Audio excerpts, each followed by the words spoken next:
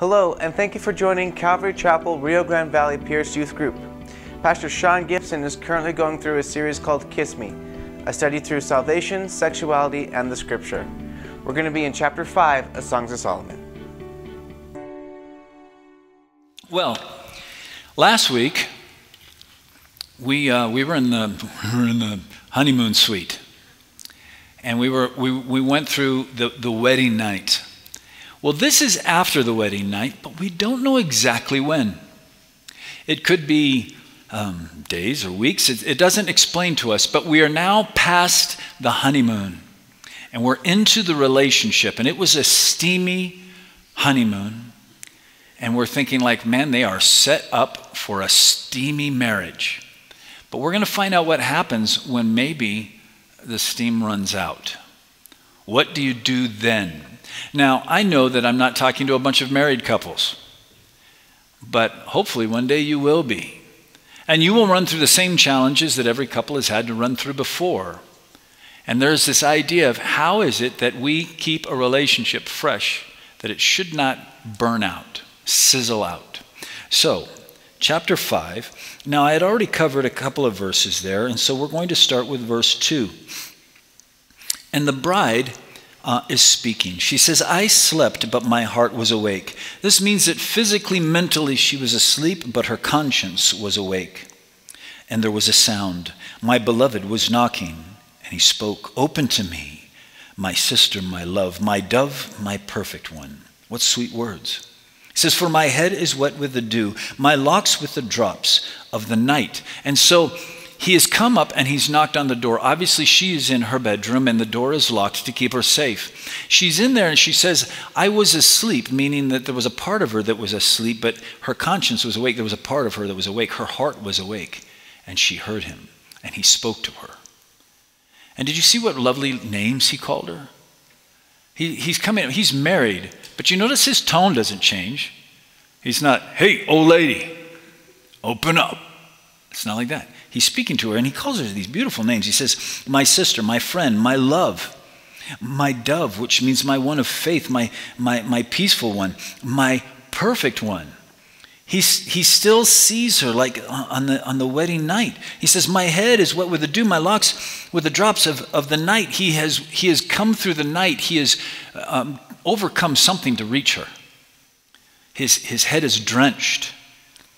Maybe he's traveled a long distance. Maybe he's scaled a great height, but he has done something in order that he might reach her. Now, after this, after such beautiful words and after such effort to get to her, and after hearing all of her words up to this point, you would expect that her next words would be, awake, north wind, right? Come, take me.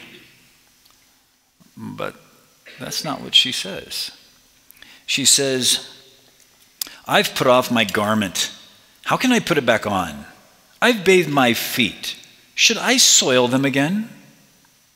Say what? She basically said, I have a headache. I don't have time for this. No. Well, that's odd. All of a sudden, she's rejecting him.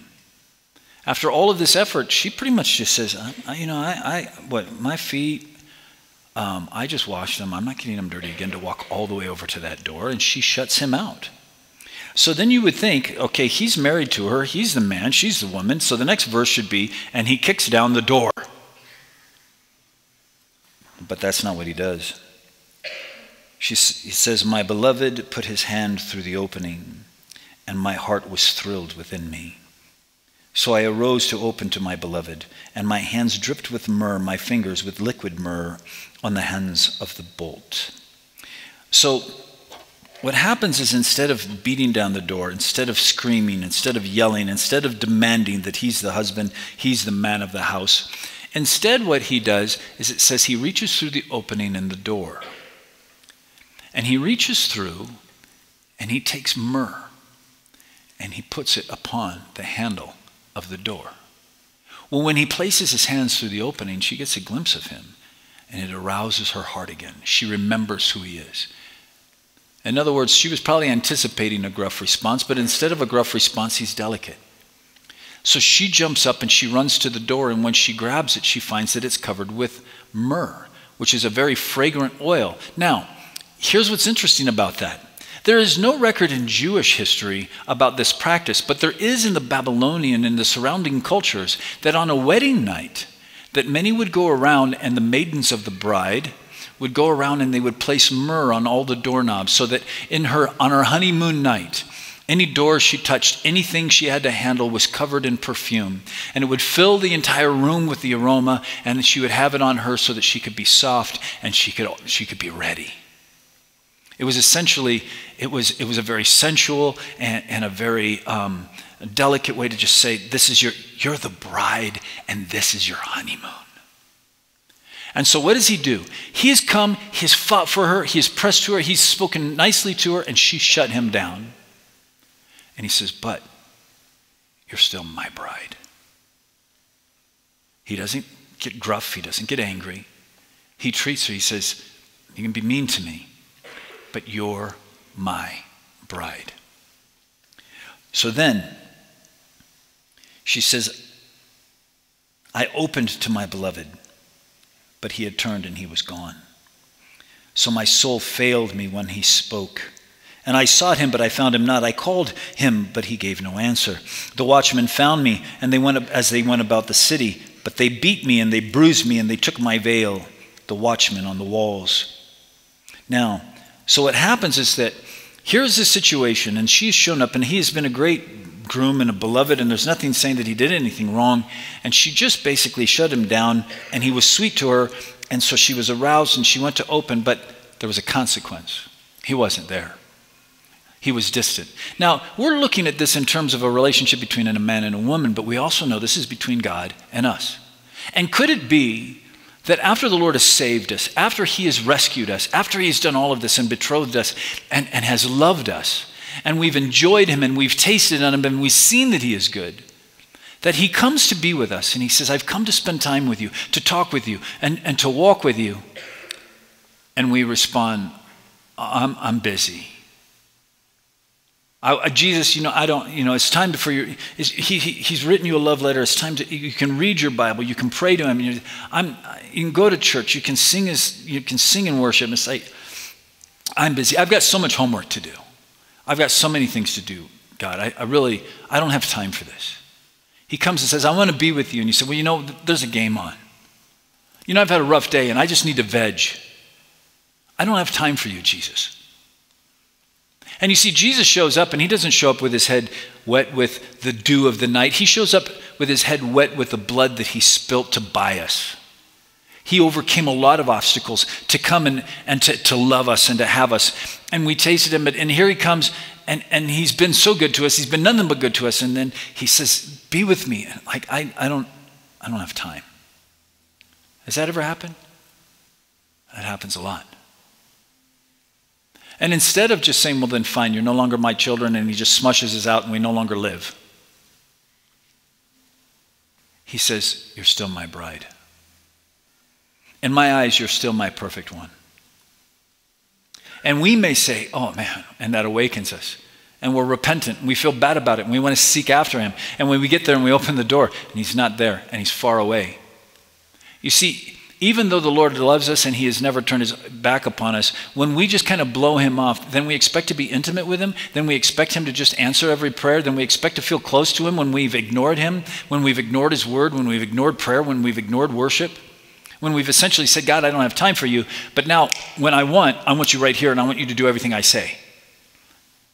Well, he wouldn't be a great God. He wouldn't be a wonderful lover if he enabled this kind of foolishness. And so instead we feel this distance from him. And she says, I called, and he didn't answer. Have you ever been there too? It's been so far you don't even seem to know how to pray. And when you pray, he seems so far away. And it doesn't seem like he's answering. You see, it could be that he's very much doing what he's doing with a Shulamite right here. And so it says that she went looking for him. And remember, I told you before, we ran into these watchmen. And I told you that those were the pastors, those were the prophets. And remember last time they kind of pointed the way, and she immediately found her lover after being with the watchmen on the walls. But this time, they beat her, they wound her, they take away her veil.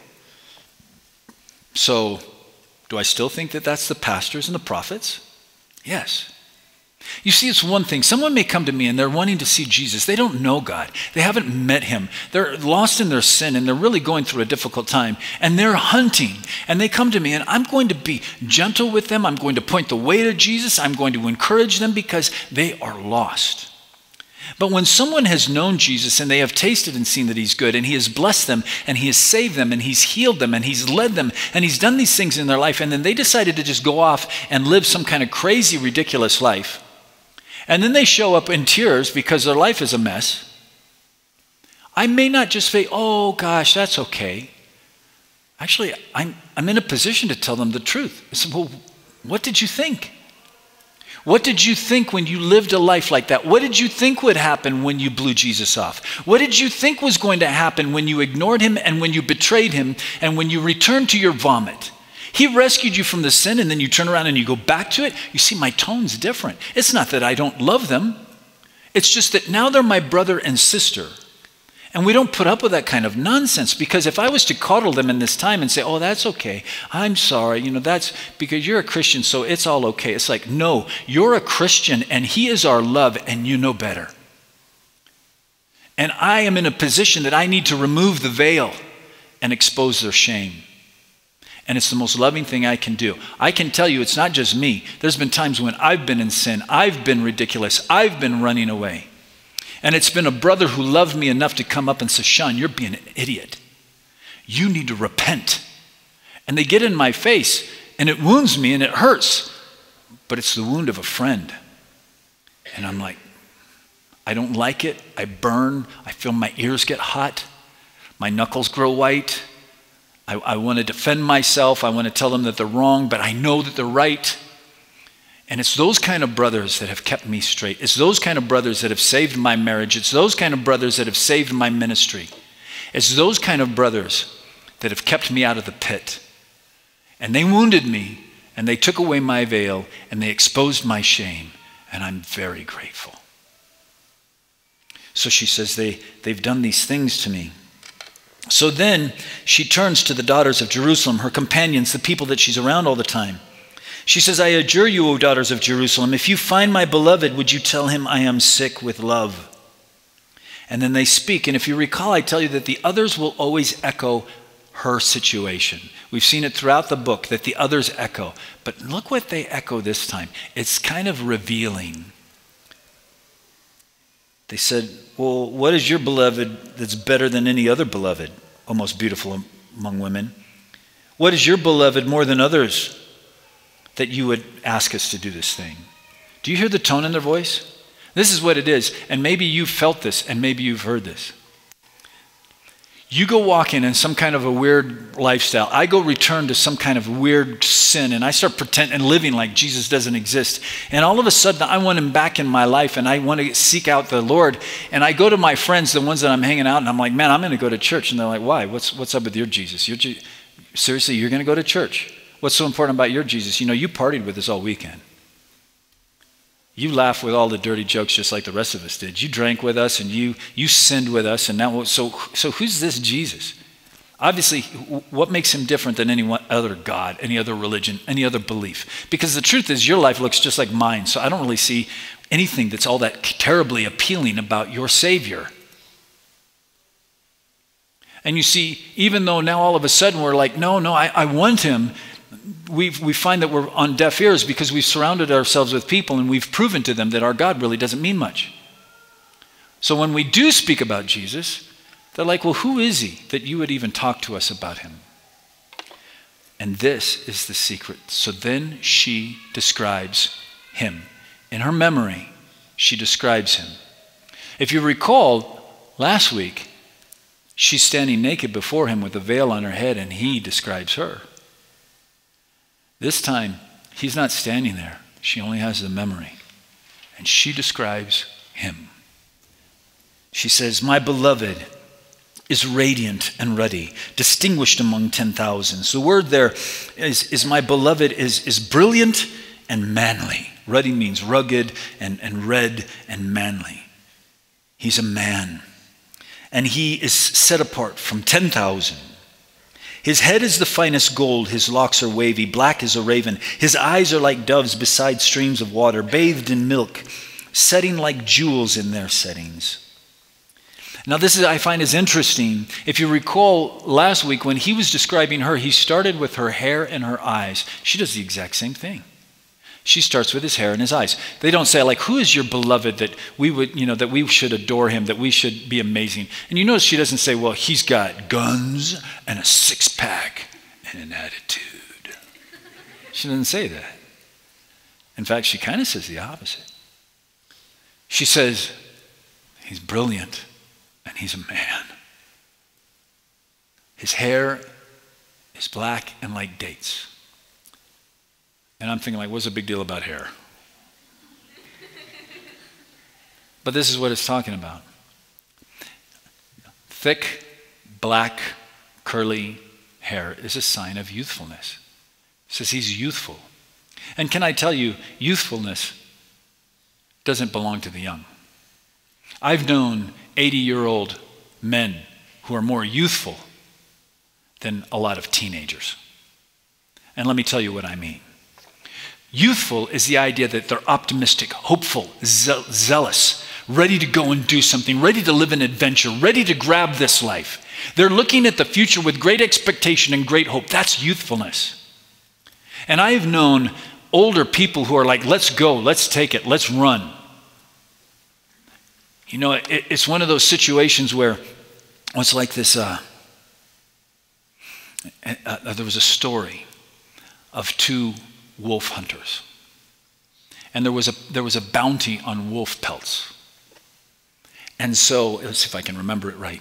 And the two of them, they go out and they go deep into the woods where the wolves are. But these are big wolves. These aren't like little dogs. These are big man-eating wolves. And so they've been hunting and they've been following a bunch of tracks. There seems to be quite a pack somewhere in the vicinity, but it grows dark. And so they build a fire. And so they start the fire and they're sitting there and they're kind of opposite the fire. And one of the gentlemen, one of the hunters, he looks up and he goes, Jeb, look. And you know how wolves, their eyes will reflect in the firelight? And he looks around and he sees two eyes, two eyes, two eyes, two eyes. In fact, he sees they are surrounded, right? All these eyes glowing in the firelight.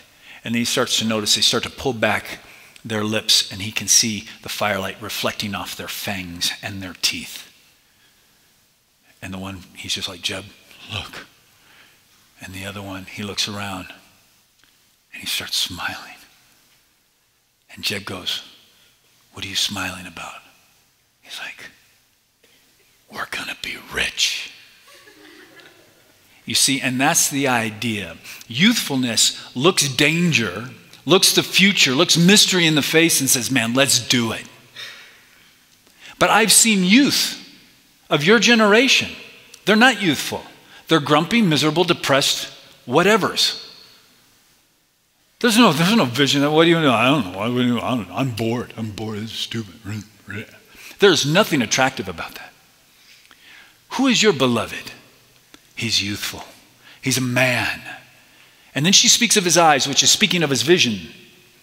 And she says, his eyes are like doves. Doves represent faith. He says his view and his vision is of faith. He is a man of a vision, and it's a faithful vision. Beside clear waters, he's got clear vision. He's not undecided. He's not wishy-washy. He doesn't flip-flop on decisions. Beside pools of milk, he's got pure vision. His vision isn't perverted.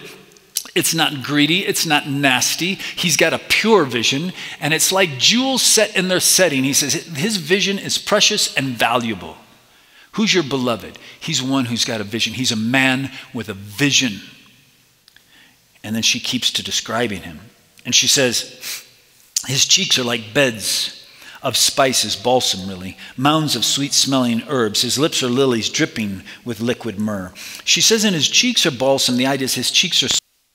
Oops, did I do that? His countenance is sweet. He's not an angry man. He's not a mean man. And there's way too many males, I won't call them men, I'll just call them males, that seem to think that anger is manly. But a person who cannot manage their anger is a fool. Anger is the cheapest emotion that we have. We use it to trump our other emotions. So usually when you have somebody who's really angry, they're actually very afraid, or they're very sad, or they're very something else, and they're trying to trump it with anger. They haven't been able to deal with their own demons. They haven't been able to deal with their own past. They're not men, they're cowards.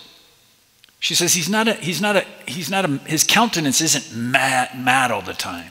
He's sweet. He's got a sweet countenance. And then she says, and his lips are like lilies, dripping with myrrh. His words, remember myrrh means sacrifice or selflessness? His words are sacrificial. They're selfless. He's not stingy. He didn't yell at her when she refused him.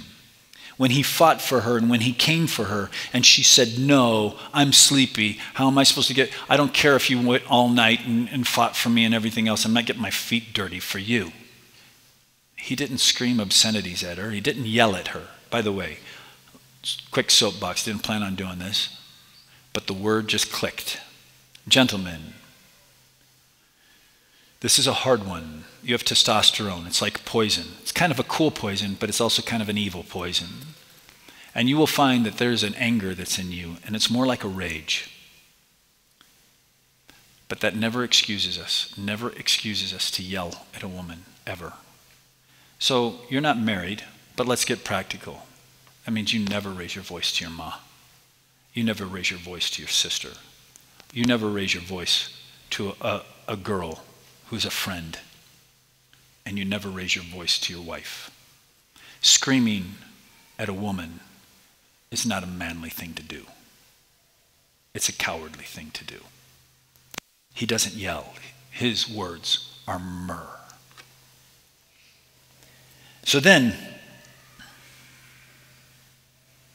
she says, his arms are rods of gold, set with beryl. His body is like carved ivory. His abdomen is like carved ivory, bedecked with sapphires. That's not what you think. Let me go over this. By the way, there's going to be three things that she's going to say is gold. His head is gold, his hands are gold, and his feet are gold. Gold is divine. Gold is the metal of God. Gold represents divinity. It means that his thoughts are godly. His works, the hand, yad, means his works. His works are godly, and his feet means his goals, his destination are godly. He's a man of godly thoughts, godly deeds, and godly goals. And so she says his hands and his arms are like gold, set with beryl. Beryl is a gold-colored jewel. So it's not only that his works are godly, but they produce godly fruit. Can I tell you, ladies, as a matter of course in selecting a man, if his fruit is not godly, if his actions are not godly, if he's not producing something godly in his life, then go find someone who does. You don't want a man whose works are filthy, whose acts are dirty, and that the fruit of his life is criminal or mean or gross. She says, who's my beloved? He's got godly thoughts and a beautiful vision. He's got godly deeds, and he produces godly works. But what about this thing about his abdomen is carved ivory? I know what you're all thinking. Six-pack, right? Actually, if you go back to the Hebrew, the word for abdomen isn't really abdomen. It's the word for the inner organs. The spleen, the stomach, the bowels, the sexual reproductive organs. Okay? That's what it is. And it says not that they're carved of ivory, but they are fashioned of ivory. And the spleen represents our desires. Our bowels represents our passions. The reproduction organs actually, that's our desires. The spleen's more our motives. The stomach is our motive. And to be fashioned of ivory, ivory is extremely rare. You've got to get it off of elephants. And it's white and it's pure. So what she's saying is his motives and his desires and his passions, they're rare and they are pure. set with sapphires. Sapphires, or lapis, is a blue stone, and blue is the color of heaven and faithfulness. And so she says his motives and his desires and his passions and the things that move him, they are rare and they are precious and they are faithful. He is a faithful man. He's not a cheater. He's not a liar. He's not a backstabber. He's not a two-facer. He's not a womanizer. He doesn't play the field. He's faithful. That's who her beloved is. And then she says, his legs are like alabaster columns set upon bases of gold. Again, gold, divine gold. And his legs are like alabaster columns. Obviously, a column is strong, but alabaster is a stone. If you remember the woman that came to Jesus to wash his feet, she had nard in an alabaster vial. Why did she put it in an alabaster vial? Alabaster is a stone. Why didn't she put it in a wooden box? Because nard is extremely expensive and it would seep and leak out of the wood. Why didn't she put it in a marble box? Because marble has fissures in it, inclusions that the oil would seep through and it would leak and she would lose it. Alabaster is a stone that is so tight, it has no weaknesses, no fissures, no inclusions, and so it doesn't break, it doesn't snap, it doesn't crack. She says his legs, his stand in life, his determination, his faithfulness is unshakable. They're like columns of alabaster. There is no weakness in his knees. And his goals are godly. She says he is like Lebanon and like the cedars that are choice. The idea of Lebanon was extremely, if you notice in the Bible, especially during this era, Lebanon was very much revered and honored. And the idea here is that he's important and he is respected. Like the tall cedars, he stands tall regardless of how high he really is. You know, there are certain people, because they live for something that is so good and they are so strong and they are so pure, it doesn't matter how tall they are physically, they are tall. When they walk into the room, you know they are tall, they're going to get it done. She says, that's who my beloved is. His mouth is sweet and he is altogether desirable. This is my beloved and this is my friend, O daughters of Jerusalem. So let me go back over that. Gentlemen, I want you to, okay, I know I kind of beat you up the first round through that and said you better get it together. Can I go back through it in an inspirational point? They said, who's your lover over any other lover that we should even want to look for him with you? And she says, well, this is who he is. He is brilliant and he is manly. He has godly thoughts and godly actions and godly goals. He is youthful in his appearance and his countenance is sweet. His vision is clear, his vision is pure, his vision is faithful, and his vision is precious. His motives and his desires and his passions, they are rare and they are pure. His legs are strong. He stands and he does not back down. There is no weakness in him. And he is respected. And he is important. And he, when he walks in the room, is a tall man. This is my beloved. This is my friend. That doesn't sound the way most of the culture speaks right now. And so they try to push this idea that manliness is an arrogant attitude. And it's about physique. And so I just want to save you from a bunch of foolish relationships where you're trying to base them on physical appearance. Because physical appearance is so fleeting. So fleeting. It says that life is a vapor. And if life is a vapor, can I tell you the beauty of youth is a fume. And if you're going to build relationships on something that's so fleeting, I mean, and can I tell you, if somebody has only seen the surface of your skin, they will lose interest in you in a very short period of time. It's the one who looks in your eyes and falls in love with the person underneath. I've told you this before, but it's proof. It's proof positive that I'm not lying to you. When my grandmother died, she died a horrible death. It took her a long time to die. I bet she weighed only 60, 70 pounds. She basically starved to death. And she was a skeleton with skin stretched over her. And I was the first one in the room after she died, and my grandfather was the second one in the room. And when he saw her, he leaned over and he kissed her forehead, and he sat in a chair beside her bed next to her body, and he wept. And he pulled out his wallet, and as I was sitting there looking, I don't know what to tell him because, he's lost his bride. And he pulls out a little picture from his wallet, a little teeny picture, and he hands it to me. And it was a picture of her, the first picture she gave him. He kept it all these years. She was 16.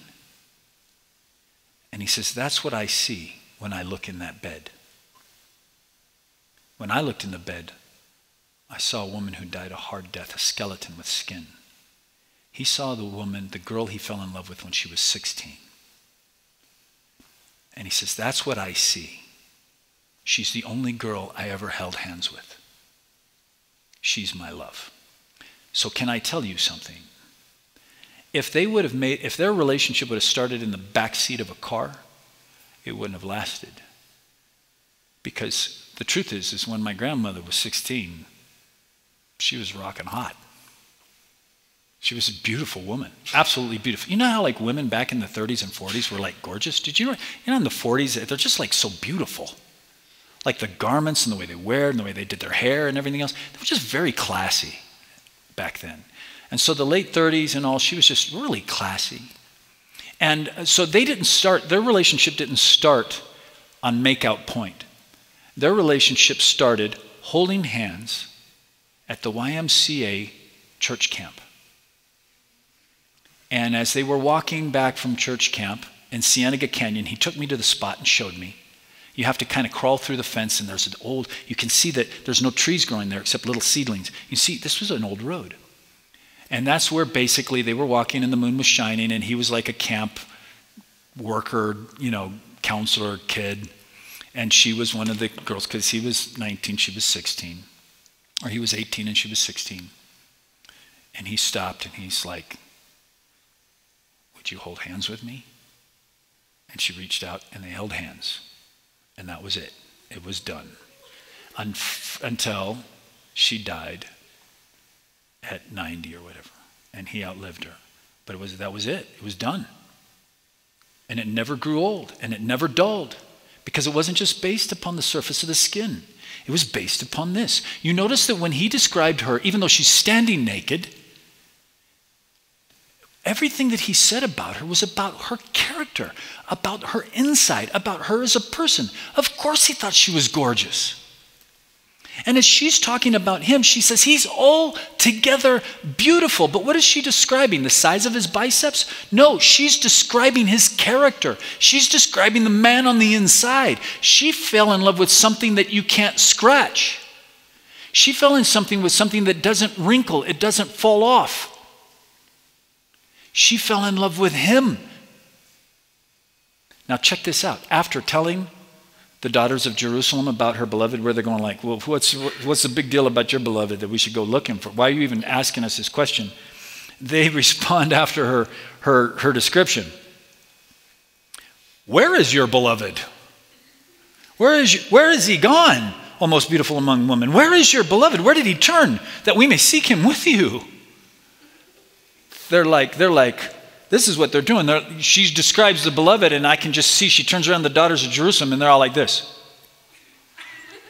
Where is he? And that's the way we should be. That's the way we should be living, guys. Because remember, this is talking about a relationship, and I'm going to show how this is going to make your relationship like really, that when you get married, it should last and last and last and last. But let me tell you something also about what this means for us right now as Christians. He saved us, he loves us, he proposes to us, and we responded. And he did remove our sin, and he did love us, and he did save us, and he adores us. And then he comes and he says, sit with me, be with me. And every morning he says, please be with me. I wrote you a love letter, listen to me, talk to me.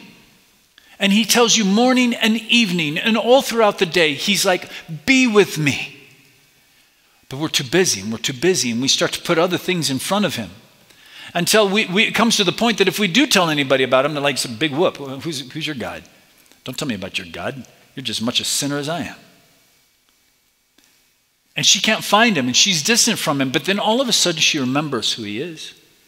And when she remembers who he is, and she describes him, two things happen. They get jealous, and then I'm not going to go into it, but the next verse, because this is really for next week, they said, "Where is he?" And she says, "My beloved is in his garden." In other words, now she knows where he is. Before she said, "I searched for him, but I could not find him." Because she had gotten so distracted, she didn't know where he was. He seemed a million miles away. As soon as she started to focus on who he was, as soon as she started to worship him, as soon as she started to consider him again, she was filled with him, and she goes, "I know exactly where he is. He's right here. He's right here." And so can I tell you, as Christians, we get distracted. And if you recall, I don't know if it was last week or the week before, I talked about the idea of transferring the glory. We were made to love one, and we can only love one. That is a physical reality. That is an absolute spiritual truth. You only have the capacity to love one person. You can have sex with anything. You can have sex with a chair, but you can only love one person. So if your eyes drift off your mate to another, you transfer the glory. You can't love them both. You don't fall out of love. You cast off the love of your beloved, and you fall in love with an adulteress or with an adulterer. In the same way, we can only worship one. We can only have one God. And we will either make the true God our God, and we will be completely given over to him, or we will make everything else our God, which is not God. It cannot save. It will not satisfy. It cannot heal. It cannot forgive. We'll make everything else our God, and we will not be worshiping the one true God. If we return and keep our worship on the one true God, then we know where he is. He's not a million miles away. He is right here. He is on my lips. He is in my heart. He is my desire, and he is my goal, and he is my passion. He is my God. And so the idea here is, I don't want you to be fooled with a notion that you can say a prayer and that you can go to a church service, and then we have this term, we call it a backslidden Christian or a non-radical Christian. That's an oxymoron. There is no such thing. You cannot be a non-radical Christian because Christ was radical. You can't have non-radical radicalness. That's an oxymoron. Like adult male, they don't exist. You've got to have, it's like a unicorn. There is no such thing as a non-radical Christian. A Christian is radical because they worship one true God. We have a radical gospel. We have a radical God, a radical lover.